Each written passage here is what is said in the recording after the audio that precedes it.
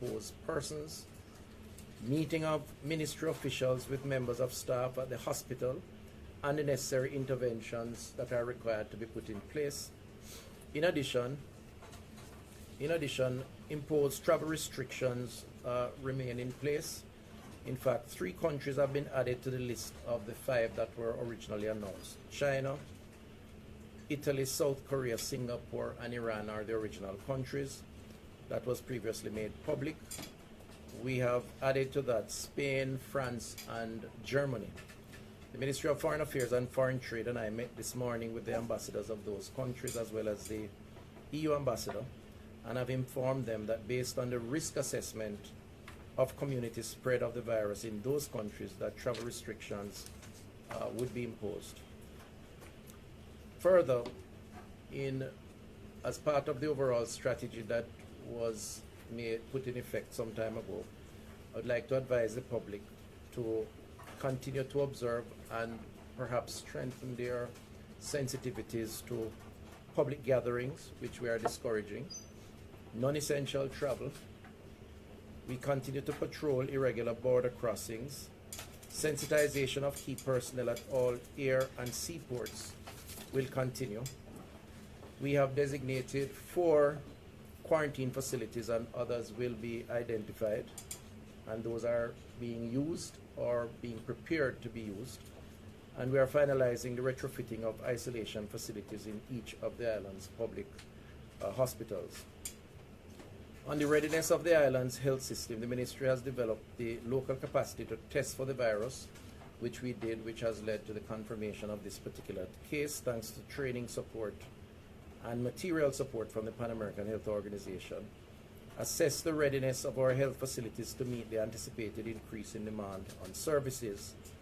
Continue to address existing gaps, including with respect of additional supplies and equipment through, at the present time, we have enough personal protective equipment in the island for our health facilities. We also have adequate stores of respiratory medicine for the next 3 months with additional supplies on demand. And we continue, of course, to train our public health caregivers in the event that they are required to support persons who are so affected. These efforts are supported, of course, by a communications campaign to keep each member of the population updated on the virus and its impact, and with oversight that is being provided by the Honorable Prime Minister Andrew Holness led National Disaster Risk Management Council. And I've had a conversation with the Honorable Prime Minister when we learned of this development, and I know he has been in contact with the leader of the opposition, informing him of this latest development. So we're taking a whole of society approach with our national leaders fully informed. I have also named a COVID-19 response advisory team that will support the Ministry of Health and Wellness in our planning and coordination with respect to this public health challenge. So this team will work with us within the Ministry of Health and Wellness. Of course, we report to the National Disaster Response Committee, which is a much more broader team, multi-stakeholder, multi-agency team. The members of this advisory team for the Ministry of Health and Wellness are Mr. Howard Mitchell, former president of the Private Sector Organization of Jamaica, Mr. Christopher Zaka, who is currently president of Sagicor, CEO of Sagicor, Mr. Owen Ellington, former Commissioner of Police, Reverend Devon Dick, Jamaica Baptist Union, Dr. Marina Rankisoon, Deputy Associate Dean, Faculty of Social Sciences at UWI, Commander Wens Gorman, and Lieutenant Colonel Sidney Powell of the JDF, and ACP Calvin Allen of the JCF. The Ministry is also urging the public to adhere to infection prevention and control measures as a standard operating procedure. In fact, it is more important now than ever, which includes maintaining a distance of at least 1 meter from persons who are coughing or sneezing, frequently perform hand hygiene by washing hands thoroughly with soap and water or using a hand sanitizer if hands are not visibly soiled, cover our mouths and noses with a tissue when coughing or sneezing and then discarding it, and resist the habit to touch our faces. For additional information, we encourage the public to visit our website, the Ministry of Health and Wellness, or contact the number 888-1-LOVE. That's 888-663-5683. I would like to use the opportunity to appeal 663-5683. I would like to use the opportunity to appeal to the public to remain calm in the face of this most recent development, and to implement all the advisories related to personal hygiene, social distancing, and overall infection prevention control. I'd like to reassure the public that the government of Jamaica, the Ministry of Health and Wellness, is doing all that is necessary to keep the public informed, to establish the necessary infrastructure to confront this particular issue. And frankly speaking, we anticipated from some time ago that this day, there was a strong possibility that this day would come, given the pace of the spread of this virus globally and the internal spread, and the fact that as a society we're part of the global community with relatively open borders. So we have been preparing in the event of today, and we have now just triggered the next phase of the response, which, because of an imported case, would include as a priority containment of the particular case so as to prevent the community transmission, which would be another phase. But we still feel that the country needs to be informed, be alert, and to take the necessary precautions as an absolute preventative measure. The other point I'd like to say is that we are doing what is necessary to trace persons who have come in contact with this particular individual, and we have already made contact with individuals, family members. We have already established a protocol, if you will, that they be confined to a particular space, to their homes, and further assessment of that situation is ongoing as we speak. And again, that is in keeping with the protocol of containment once a case would have been identified, and in this case, an imported case. So I will end here and entertain questions, but I'm going to ask the representative from the University Hospital of the West Indies to take a seat. Are they here? No? Okay. All right. They're on their way because I suspect you may want to ask some questions as it relates to the institution. The Chief Medical Officer is here, and of course the Permanent Secretary. So we'll entertain questions now. Good morning. Althea Saunders from Jamaica Observer. Just a bit of clarification. Minister, you said that medicinal supplies are available for the next 3 months, and that additional supplies will be available on demand. What exactly does that mean? Right. Is it that you'll be sourcing? Right. So what I'm saying is that based on our assessment of inventory, I have been advised that we have enough medicines for patients who have respiratory-related ailments, which is associated with this disease, and could provide those supplies up to the next 3 months. I'm also told by the NHF that additional supplies are on order, and therefore we would expect to bolster the inventory as needed during that period of time. During the 3 months? During that period of time, yes. Do you foresee any difficulty with getting those supplies that have been ordered? I am relying on the information from the National Health Fund and the team there, and they would have done their sort of surveys with suppliers throughout the country and beyond, because they deal with overseas suppliers also. And they have said to me that they have strong relationships and are therefore confident that they'll be able to replenish supplies as needed.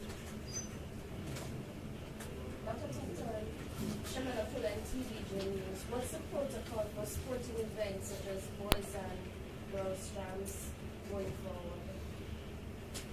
Okay, so decisions are going to have to be made in the not too distant future as it relates to these public gatherings.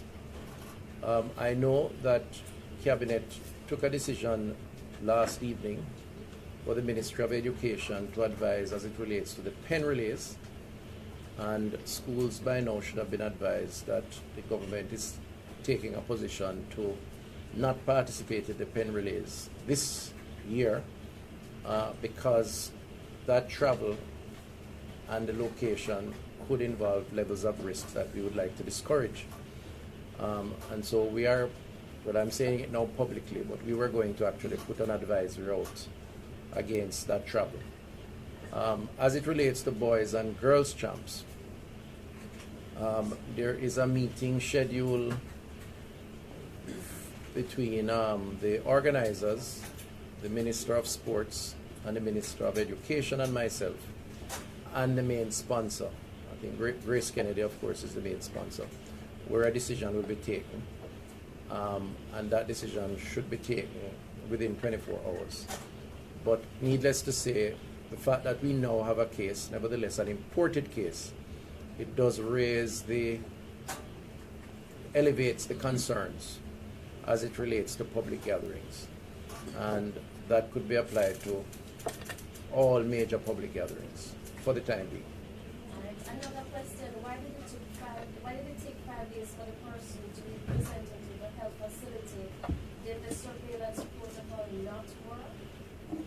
No, I mean, the country from where the person traveled, the UK, I think this person enjoys dual citizenship. They're Jamaican, but with a UK citizenship. And I don't want to go into too much details about the individual, but the person traveled. They would have been screened, as all passengers would be at the airport, but they were not on the list of countries that would have been quarantined. Remember, we had some specific countries based on the internal spread. The UK, even though it has the virus, and it is getting worse, would not have represented one of those high risk at the time. But so the person would have been screened in the normal course of activities at the port of entry. But having arrived, one of the things that we tell persons who come in is that they must also self-assess, and they are given documentation to that effect. And I think the person did not, based on what the investigation suggests, have symptoms until later, days after arriving. And having had those symptoms, they went to see their doctor, which led to all the other things that have transpired. Anthony, look, TBJ News, but with that being said, Minister, I'm sure there could be many more cases like this that come into the country. So how do we stop this or prevent this? For example, the U.S., what measures are in place now for the U.S.? There are no guarantees as it relates to, or absolutes as it relates to the spread of this virus. And I think we have said that. There are no, the only absolute from preventing an imported case is to shut Jamaica off from the rest of the world. And even so, under the legal framework, you can't shut Jamaica off from Jamaicans who are all over the world and want to come back home. What you do is quarantine them. So the reality is, as the virus spreads, it increases the possibilities and the exposure, which is why we said in the early stages of public education and information that a key part of the strategy was to delay, to allow us time to plan for the eventuality or the possibility of it coming. In other words, restricting where the risk was greatest while preparing our internal infrastructure, personnel, training, sensitization, so that the more the risk increases globally, is the more likely it will. Remember now that the virus is in about 112 countries, the last 60 countries or so over the last 3 weeks. So it's really moving at a very rapid rate. We are like the fifth or sixth Caribbean island to have the virus. So we have been able to delay to a certain point. And what is very important for us in this phase is to contain, to prevent community spread. Hence the measures that are being taken. I don't know if the CMO wants to comment further on that. Sorry, Dr. Tuchton, what Yes. about the other passengers on the plane that this particular individual traveled with? What's happening with them? What is the All right, let me ask the CMO to respond to that. CMO. Again, we would want to reiterate that our basic premise is that persons who do not have symptoms are not transmitting the virus, okay? That is what we have based our interventions on. This person became symptomatic while in the island. So at the time that the person was in the airplane, the person did not report any symptoms, okay? All right, with that being said, can you walk me through how the ministry plans to carry out its contact tracing and disinfecting the areas where this person would have traveled to and so forth? Sure. Okay, so our main interest and big focus at this point is going to be enabling resources to do the contact tracing. So we would be looking at the transportation that brought the person in, the home situation. We would be tracking where and where this person has been, what kind of events they have attended to, and that will give us an assessment of what kind of risk. Is the risk confined to one home? Is the risk confined to a community? Is it confined to several communities? And we would have to put in measures based on that. Once we have gotten the immediate contacts of those persons, we will be looking at quarantine for those persons. Depending on how many persons are involved in terms of our investigations, then we will be looking to self-quarantine.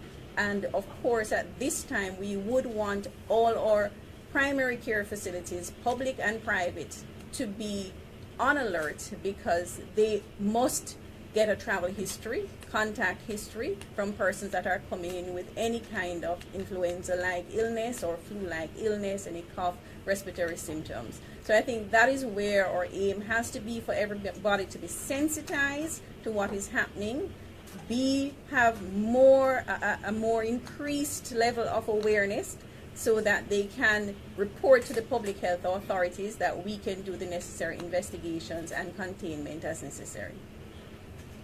Are you Yes. able to say now, sir, what parish we're talking about? As in the whole? I certainly can. The question is, should I? And one of the challenges, let me just say, I mean, nothing is a secret in Jamaica, as you know. And I prefer I say it rather than others start to speculate. But I want to say before I say the parish that we really ought to, urging the public to, as difficult as it is, to exercise some control over the propensity to seek out, to further inquire, or worse, to be overly assertive in whatever way, shape, or form around an affected individual or affected home environment. And I'm saying it for reasons that I think I need to say it. I don't want persons to be intimidated or abused in any way, shape, or form because they are unfortunate to have had the virus, however they would have picked it up. Not to mention other persons who are not affected but who are from a similar home or family environment. And I think it's very important that I ask the public to exercise some care as it relates to this. We're all in this thing together, and no matter how much we try, we're not going to eliminate through aggression or otherwise the existence or the threat that is represented here with this virus. It really is through a coordinated attempt. Now, I know I'm long-winded in giving a simple response, but nevertheless, I understand the unfortunate elements of our culture, and I think it's important to say for the record. But the person is in on the board of St. Thomas and St. Andrew. Dr. Dissemination, how long the virus stays in the human body for? The coronavirus, double coronavirus, how long it stays in? Stays in the body? Yes. You mean in terms of how long the person is infectious? Okay. So that's two different things, all right? So the person is infectious, as we know, and let us understand that new information is happening every day, okay? And so we get more and more information, and we will update as we get the information. But as it is now, the virus can be passed on to persons when the patient has symptoms.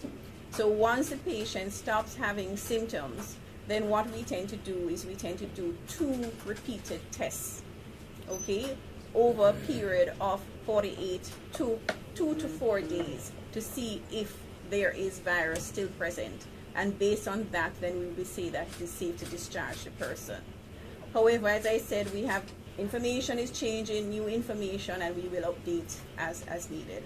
What's the condition of this patient? Is it mild, severe symptoms? Right now, the patient is stable, okay, and we have mild symptoms. I would ask Dr. Bruce if he wants to expand on that. No, the patient, as CMO said, is stable, and we will continue to observe the patient. Okay, let's fix it up a little. Is there anybody on this side who wants to ask a question? No? All right, I'll come back to this side. How is the hospital adapted to this development? The ministry and the hospital has been using the time since January to prepare. Our team has an operational plan, and as of yesterday, they executed that plan. There's a football match in Montreal tomorrow, Redhead Boys versus Bermuda. Any plans, any protocols in place for that? Is it still going to happen? Did they cancel? In responding to that question, I'm responding also to the question about cases coming in from all the different countries. Because we have to recognize that Jamaica now falls into the category of one of those countries that has one imported case. An imported case for every country means that they are going to isolate that case, they are going to do the necessary contact tracing, and they are going to try to contain that to a specific area and try to narrow that down daily, okay? So it does not mean that the entire country is contaminated, all right? So right now we have one imported case that has been isolated. The public health team is a strong team that is going to be out there doing the contact investigations. We have started to do that already. We have started to look at the circle of persons. We are ensuring that those persons stay under controlled situations that we can monitor effectively. Okay. I want to raise another issue which I think is important. At some point in time, the country will have to engage in a conversation, and we will have to initiate that conversation around the dissecting the data, the numbers of persons who are affected, if eventually we have community spread. The reality is that the virus does not symbolize a death sentence for those who are so infected. That's very important. In fact, the numbers that we placed in the public domain through a public broadcast I made a few days ago indicated that the vast majority of Jamaicans who may be contaminated with the virus will recover. And it also outlines very clearly who the vulnerable groups are. Older persons with underlying conditions, compromised immune systems, and so on.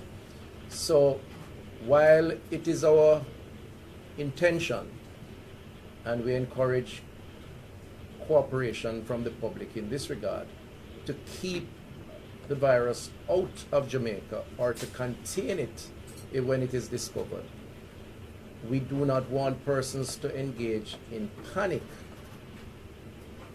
because they interpret the virus to mean the most extreme result. Because that is certainly not the history of the virus in other countries, And we certainly know it won't be the case here. We just have to deal with it, and that's what we are doing. Minister, are we contemplating travel restrictions for the UK and any other European countries as of today? Well, I announced in my presentation that we are imposing on 3 additional countries. For now, those are the 3: Spain, Germany, and France. Any advice to Jamaicans? But the assessment is an ongoing assessment.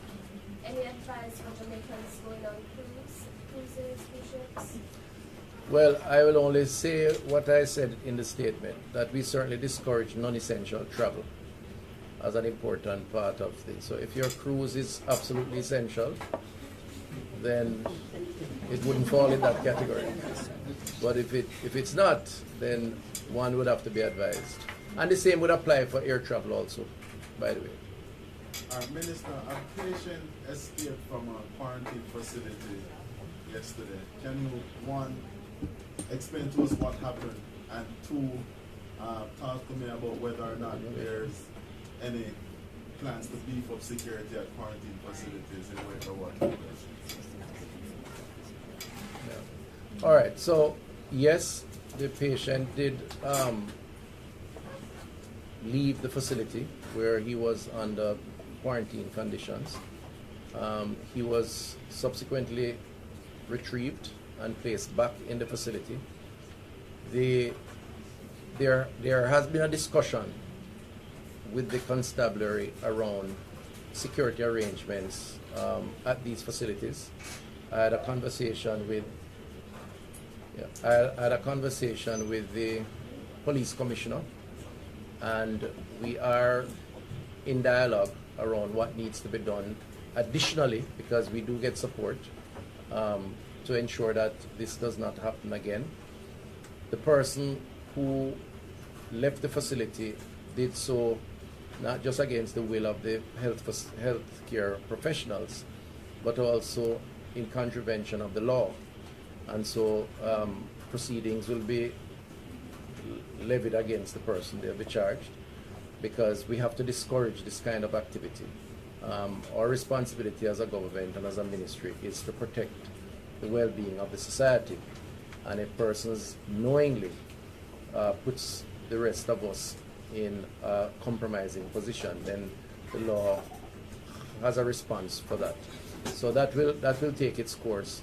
But while we're doing that, we're going to ensure that we beef up the arrangement. It's important, though, to add, as I believe the clinicians can come in and support, that the person was in quarantine for observation, but the person was not displaying symptoms.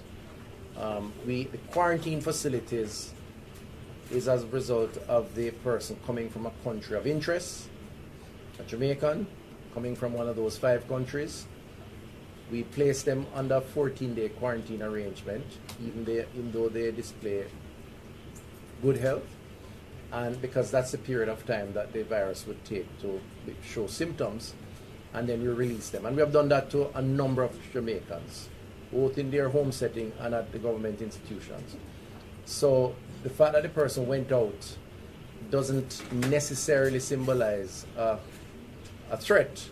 But there's a possibility. But there's a possibility. Okay. So what we're doing now is observing, and the reality is that if the person is unfortunate to demonstrate symptoms, then we have to now engage in another phase, which is the tracing of where the person went, who they were in contact with, and then those persons will be brought into the net. So let's hope that doesn't occur, but nevertheless, it's an activity that we have to discourage, because it does place all of us with a greater burden and at risk. Could the person who drove the car that took the person away, could be charged as well? Is there any possibility of that? I have to leave that to the investigators. I can't tell you that right offhand. I don't. I'm a novice lawyer, so I would venture there to give you a response. What's the age of the individual who has the virus? The state of the age. It's a young person. It's a young adult. We will provide more information as time goes by. that will enable us to carry out our public health measures. Right now, it is crucial that we make the initial contacts, and we try to get persons in as much as possible. So we would, as soon as we're able, we'll provide additional information to the public. Okay, process of quarantine. Do you plan to give them provide psychological support? Because you have people who are saying they're going to lose their minds. Yes. There are a lot of Right. issues So we this whole period of quarantine, persons have demonstrated several effects, not just on the persons in quarantine, but the persons who are attending to them. And we have put in place measures in terms of psychological support, and we will continue to do so. And especially when situations like this happen, it just says to us that to look to see what else we can do to help to alleviate the fears and to calm the nerves and enable them to go through this period safely. Does this virus target some particular race? Right now, the virus is in 105 countries. I think it is clear that it does not target a particular race. However, we will continue to review the information that is being provided to us, and if we get any such information, we will update you. The virus does not discriminate. And nor are we in terms of our strategy. Let me say, nationwide as a nationwide is it your information that the individual in question had visited a funeral or any other event after We are presently going through the complete itinerary of that person in order to be able to do the contact tracing. As I said, it's very important for us to demonstrate whether the risk is localized or how wide it is, because that is going to determine what kind of public health measures that we are going to have to put in. And how, are you saying that's not your information? No. The person did come to Jamaica to attend a particular event. I think it's an event that you have referred to. Right, so yes, but the investigations would be of a particular approach that would determine when the person actually demonstrated symptoms. And so one of the reasons why we are cautious to sort of elaborate. We don't want people at that event to start running all over the place and sounding alarm as if they have a virus. Remember now, the virus spreads up to this point based on the clinical information we have when persons display symptoms through droplets, through coughing, sneezing, that sort of thing. So the fact that the person may have attended an event doesn't necessarily mean that those persons are exposed. It's subject to the investigation, which is why the Chief Medical Officer is being conservative until she has further information. Thank you. how long do we expect this investigation to go on? And when will the public be informed about? Well, you're really harsh on us. I mean, we learned about this thing 11 o'clock and we called a press conference for 12. So I think you can credit us with doing fairly well so far in terms of keeping the public informed. As soon as the information is available, we will make it available.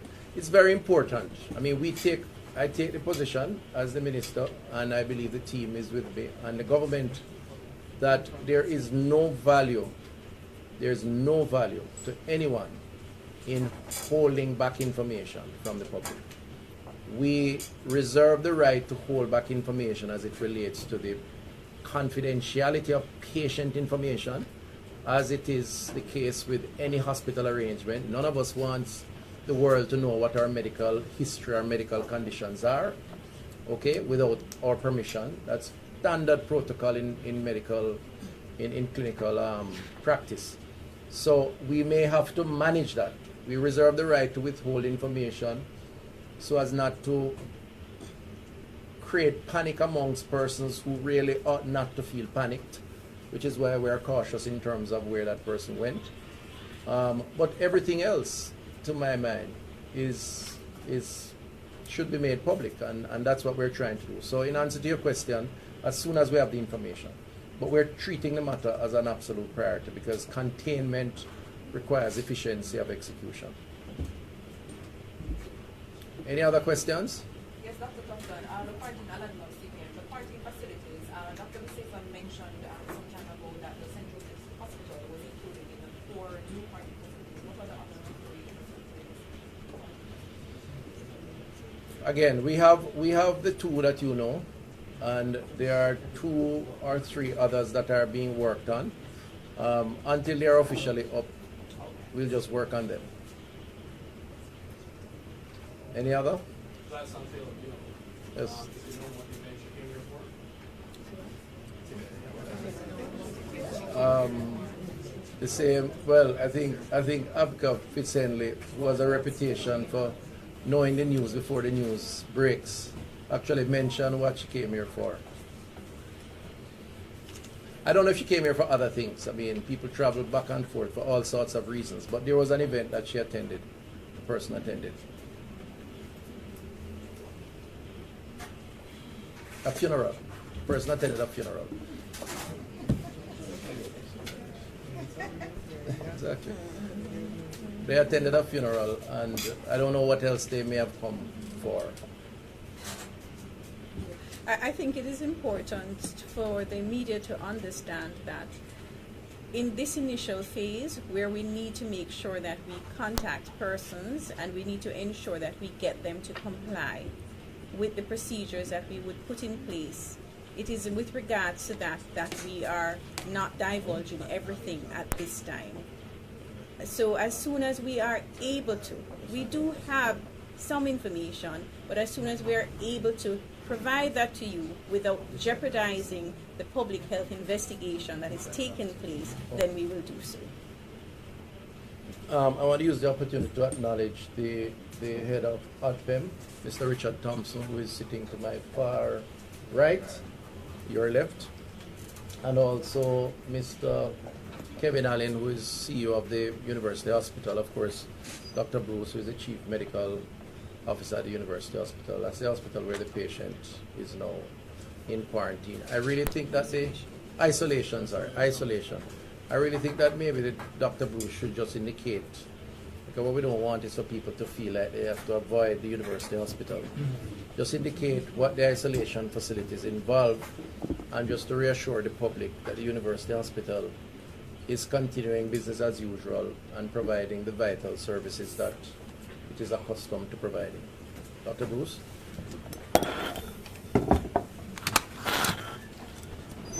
Thank you, Minister. So the University Hospital at Mona has 3 what we call negative pressure isolation facilities, which are facilities where we can house patients who, as you know, we consider who are at risk for spreading or transmitting an infection such as this. So we are currently using one of our isolation rooms, and that was that started from yesterday.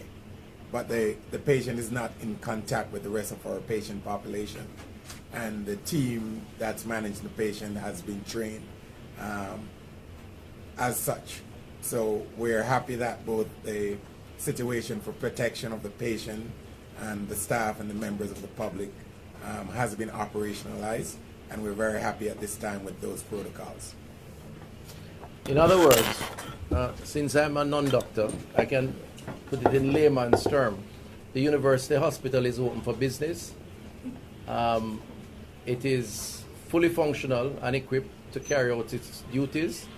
And as it relates to this particular patient, they are not in contact with the rest of the population, and therefore no one should feel exposed or overly exposed from attending to services, to access services at the hospital. The facilities there I've seen, they're very good facilities. They are made for this kind of thing. Coronavirus is not the only infectious disease. There are several others that they've had to deal with that you would not have known about. It's just that this is the topical issue, and we're keeping you informed. So do not, I repeat, do not feel that the University Hospital somehow needs to either be picketed or to be avoided. because we have this particular case treating. Okay? Any other? We'll close off if yes, sir. I've been ready from Bus Minister, with the confirmation of this first important case, is the ministry looking to increase its national response allocation from the government? Okay, that's a good question. So yesterday, the Cabinet of Jamaica, led of course by the Honorable Prime Minister, approved a submission that was carried there by myself, supported by the team on either side of me, to allocate approximately 2 billion Jamaican dollars, 1.9 something, to bolster the response of the public health system to support the possibility of containment and case management, as well as to strengthen the border control measures that are in place. So a plan was presented, a budget, and the cabinet approved that plan and budget. So it will see a number of things: expanding certain types of equipment, medicines, training, isolation or quarantining, and all the associated activities that are related to that. So yes, we have been given the budget that we require based on the concern. Right. And the capacity to procure quickly also is one other. Any other question? Mr. Thompson, can you just give us an idea of the ODP and role in Are you going to do that now? You want to? Just exchange here coming up there.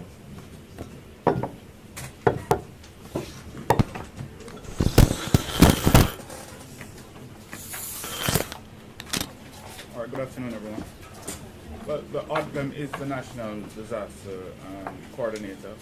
We spearhead a very robust national disaster risk management framework. And for public health emergency of this nature, the Ministry of Health is the lead entity. But we all know that anything that can manifest itself into a wider crisis or a disaster takes greater coordination and a pooling of major resources. So you know from this perspective, you'd realize that border control and security plays a critical role. You're talking about customs and immigration. You're talking about the possibility as it relates to food security and a number of different variables. You'd have heard Minister Thompson spoke already about some aspect of the border security measures.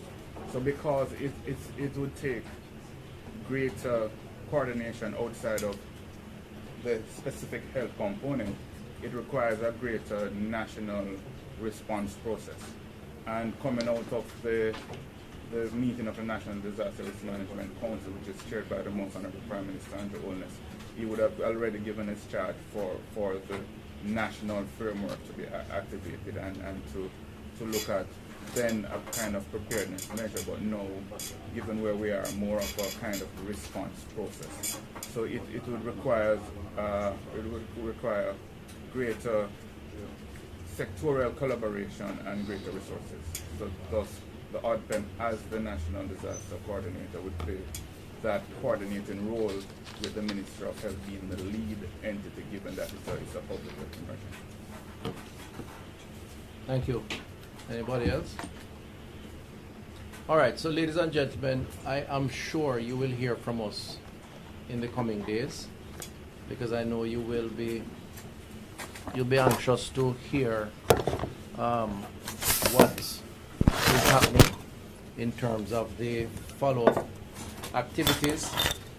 There are certain decisions that may have to be taken, which we will brief you on. So issues around public gatherings, events that are on the national calendar that some of them you asked about earlier. I have already confirmed that in terms of the pen relays, the Ministry of Education and the Cabinet, through the Cabinet's instructions, have advised schools around not participating in the pen relays this year. We will comment further on boys and girls champs and on any other public gathering in the days coming. We think we have this matter under control in terms of the treatment and the containment of this individual. The areas that we have no control over, but we are assessing, would be the period of time that the person showed symptoms but was out in the open. So in this instance, when they were being transported to the doctor to see the medical team. But we have taken note of that. We have done the interrogation. We know who to contact. We have already made contact. And what we have to do is observe. So we are doing the work while keeping our fingers crossed that this individual is the only affected individual at this point in time. If anything changes as it relates to that or anything else, we will inform you to help us to inform the public. I'm going to close by asking the public through you, and I thank you for the opportunity, not to engage in unnecessary or to engage at all, frankly speaking, in speculation. Give me some other words to describe it. Rumors, rumor mongering, hysteria, or otherwise. The greatest challenge we have, one of the big challenges we have, is the promotion of inaccurate information, because it really promotes panic in our society, which is not necessary.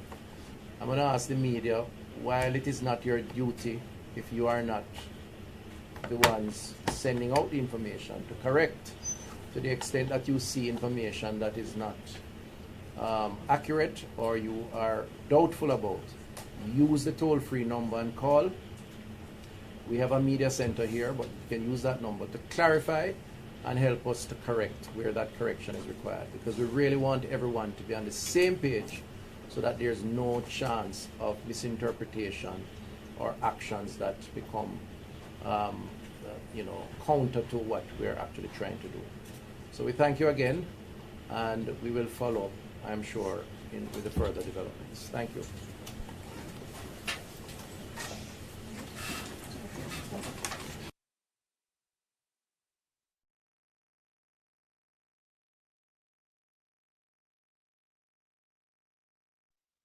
Jamaica, land of wood and water.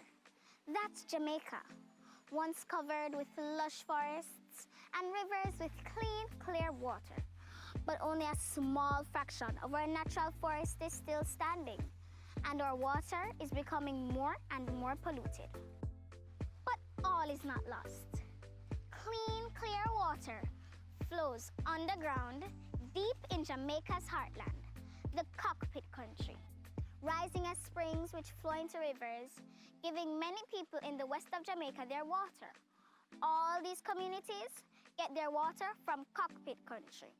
And all that water under cockpit country is covered and protected by Jamaica's largest remaining natural forest. Living in this fantastic forest are so many plants and animals.